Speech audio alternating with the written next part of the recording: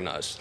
Thank you, Mr. Speaker. And first, let me say I rise, obviously, in strong support of House Joint Resolution 24, legislation that I authored, which uses the Congressional Review Act to overturn regulations by the Biden administration.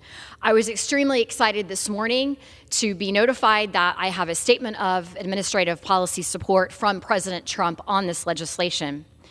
In December of 2024, the Department of Energy enacted new energy efficiency standards for walk-in coolers and freezers, equipment vital to pharmacies, convenience stores, food processing facilities, food banks, restaurants, and many other establishments nationwide. These regulations will impose significant financial burdens on small businesses, which will have to absorb major upgrade costs to meet these new aggressive standards. At a time when our focus should be on lowering the cost of living for our constituents, it's clear most of these expenses will be borne by consumers in the form of increased prices. Furthermore, they threaten significant operational disruption for many enterprises that rely on this equipment. We have heard from many businesses in rural areas, which will have to go through extensive structural and electrical upgrades to accommodate the new equipment.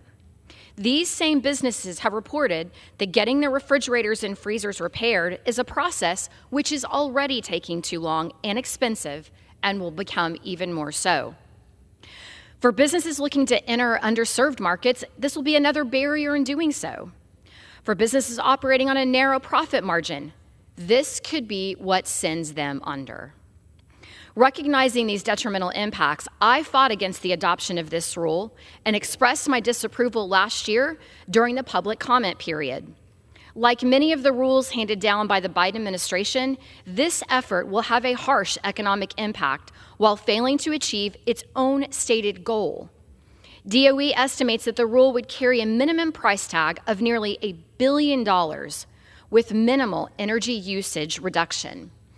My colleague mentioned that it would be a savings of $6 billion over 30 years, but what he didn't mention to you is the cost of new equipment, replacement equipment with these new energy efficiency standards could be tens of thousands of dollars, adding up to billions and billions of dollars that are going to be borne by these businesses.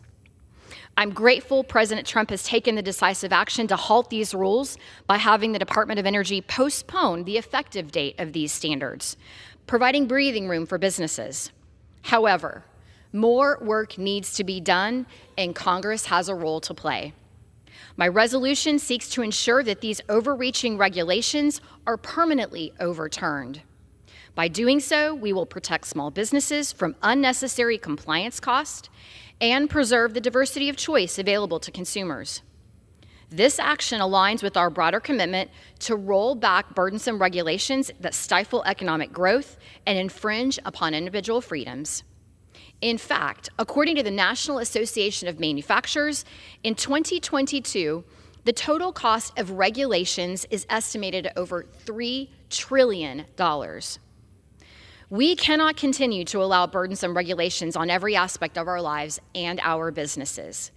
I urge my colleagues to support House Joint Resolution 24, legislation that will reduce burdens on businesses and serve in the best interest of the American people. And with that, Mr. Speaker, I yield.